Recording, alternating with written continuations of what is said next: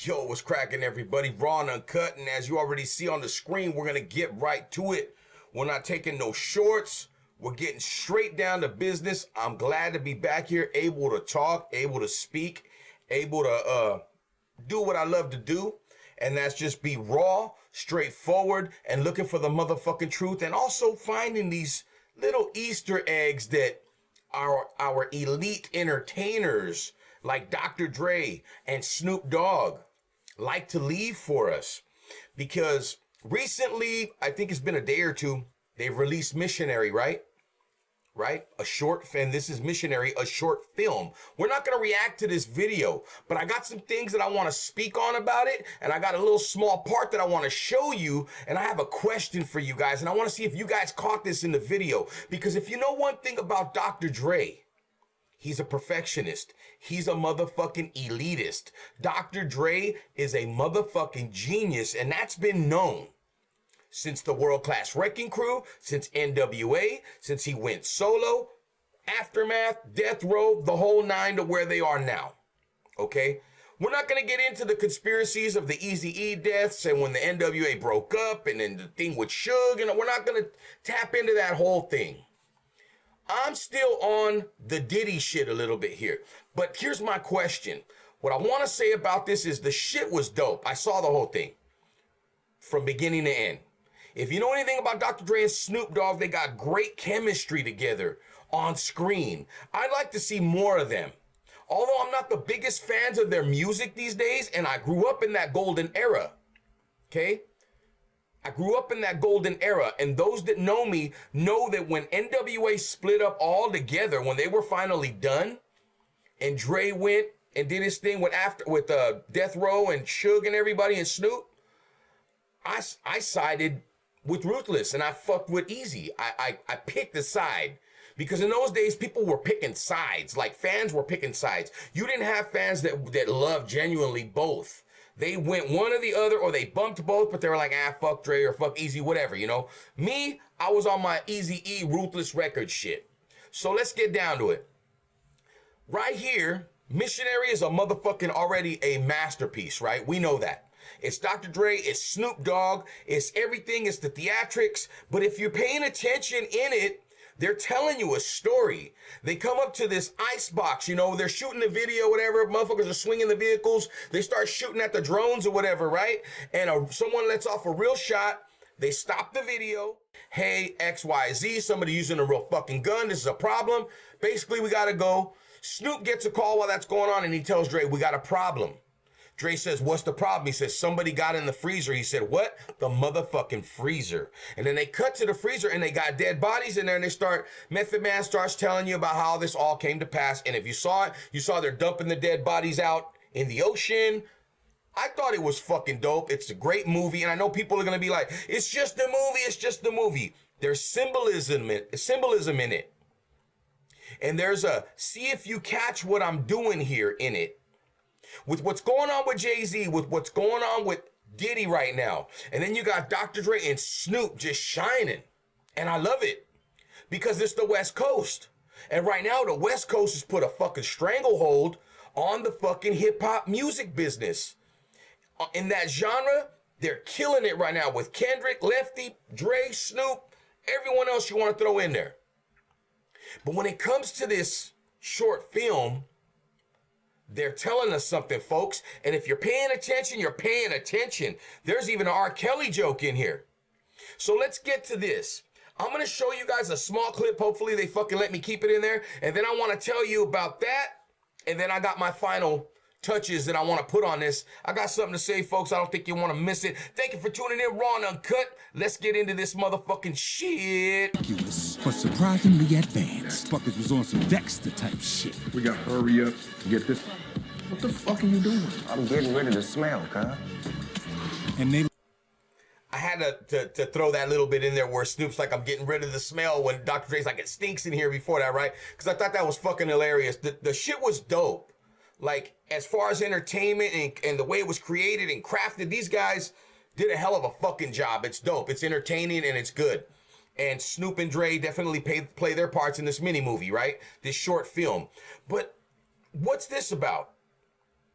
Okay, I know it shows them throwing a body in their freezer that they talk about where they keep the dead bodies at, right? That's Dre on the right, that's Snoop on the left. Now I call symbolism, right? Look what the guy's got on. What does the guy look like that they're throwing in there? What does he look like to you? Stop the video, zoom in. I don't know how to do that shit, or I would. If you can't see, it looks like a dude wearing blue khakis. He's got a blue and white Pendleton going on. He's got some All-Stars on, blue Chucks. He's got what else? Looks like he's got a Jerry curl baseball cap. A Crip? Who does that resemble to you? I'm not going to say any names. If you know. Who does that resemble to you? They're cooling somebody off, or they got rid of somebody, or we killed somebody's career, or we killed somebody off. There's symbolism here. Who are they killing off? Who did they kill off? What does the gangster with the Jerry curl, the baseball cap, the blue Pendleton, blue khakis, and All-Stars got to do with this? Why are they dressing this guy like this? Is it just, oh, no, it's just he's going to be wearing this, the guy that we throw in here? No, everything is done with Dr. Dre and Snoop Dogg to precision. He's a perfectionist. Dre will not fucking allow anything in there unless he is 100% okay with it and knows it's got meaning to the fucking video, or in this case, the short film. So my question was, who do you guys think this is? Does this mean anybody particular, or is it a metaphoric standing for something? You know what I'm saying? Is it metaphoric for somebody? I don't know, but I thought that was interesting. And then you also got these other parts of it where you see stuff like this. Check it. Could they trust 50? Certainly couldn't trust them with their system of disposal. You see that? Look how many dead bodies are under there. And if you watch the short film, you see that this is Snoop Dogg and Dr. Dre's spot to dump bodies off, whatever body of water that they're in, or wherever the fuck they're at, because I don't know if it's LA or if it's like Atlanta or Florida or somewhere. I can't really tell because I wasn't paying attention to the necessary scenery. I was too busy watching the actual scene of whatever Snoop and Dre were doing because I was really, intrigued, and I was stuck there. They keep you there. Dre and Snoop got a chemistry on camera that is hard to fucking come across with two guys like a Laurel and a Hardy. You feel me? You know what I mean? It's you can't have one without the other. Like, they do well on their own. Snoop does well on his own, and Dre, they've done well on their own. But when they're together, they have a natural chemistry of comedy and drama that's just fucking unmatched. I just wanted to say that. But the symbolism in the video, am I reading too much into it? What are they saying with what's going on with Jay-Z and Diddy? Is this kind of like, come on, out of all the times to release this, they release it now. While Jay-Z and Diddy, and I know people are going to be like, well, they know months ahead of time, and they know, and what do they got to do with it? Well, my thing is this. Diddy and Jay-Z, who are they close to? Who have they been really fucking close to? And they've come up to superstardom, to the mogul status together. All together they've come up. Diddy, Snoop, Dre, and Jay. Diddy, Snoop, Dre, and Jay-Z. Jay-Z's the one who wrote Still D.R.E. on the comeback album Chronic 2001 for Snoop Dogg and Dre. Jay-Z wrote that shit for him. They're tight. Before all this happened, you would see them in videos together all the time, like, right? Right? You would see them hanging out here and there, taking pictures at this function, that function, all close. But all of a sudden, nothing. So my question to you folks, as we wrap this shit up, raw and uncut, coming straight forward, looking for the truth.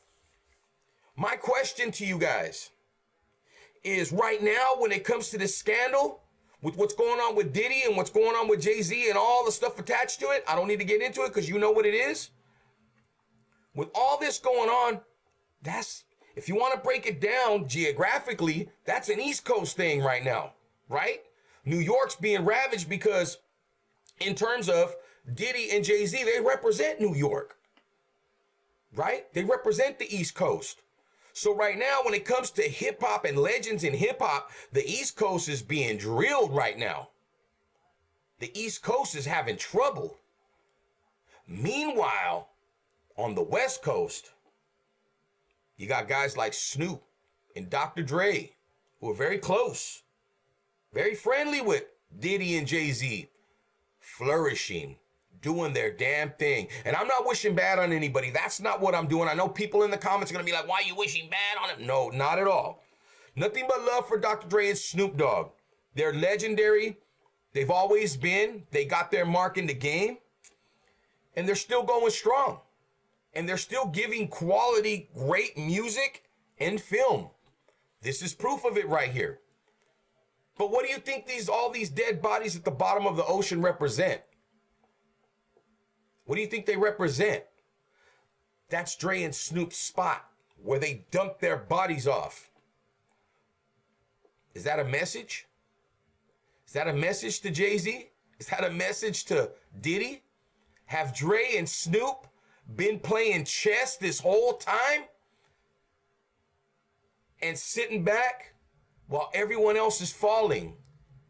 But Snoop and Dr. Dre always persevere. Good karma is good karma. Bad karma is bad karma. One thing about this that I want to say before we wrap this up real quick, because I know it's going kind of long. And thank you for staying with me. Those that's here, like, share, subscribe to this motherfucking video. I'm back in action. COVID had me for a week and a half, but I'm back. My last question. How, or should I say, with Jay-Z and Diddy falling, Snoop and Dre persevering, thriving, fucking always reinventing themselves, man. These guys are like chameleons. You can't have nothing but love and respect for what Dr. Dre and Snoop Dogg have done in the game. But at the same time, birds of a feather flock together. And like my grandfather told me when I was 14, you tell me who your friends are, and I'll tell you who you are. Are Snoop and Dr. Dre, are they invincible? Were they a part of anything that Jay-Z and Diddy were into? I don't know. But I tell you what, the East Coast, when it comes to the moguls and the legends, they're having trouble right now. While the West Coast is thriving, rolling, rocking, and I don't see any stopping. This shit's just blowing the fuck up. What do you think, folks? How do you feel about it? What's your mentality about this? Do you see the messages and the symbolism in Missionary, a short film from Snoop Dogg and Dr. Dre, narrated by Method Man, with a couple of cameos of 50 and other guys in there? How do you feel about it? What do you feel about the symbolism, especially with what's going on right now? Leave your comments down in the comments section. Let me know how you feel about it. Let's chop it up. I'm coming at you guys with a couple of videos today. Thank you for watching, like, and share, and subscribing. And like we always do about this time, we out.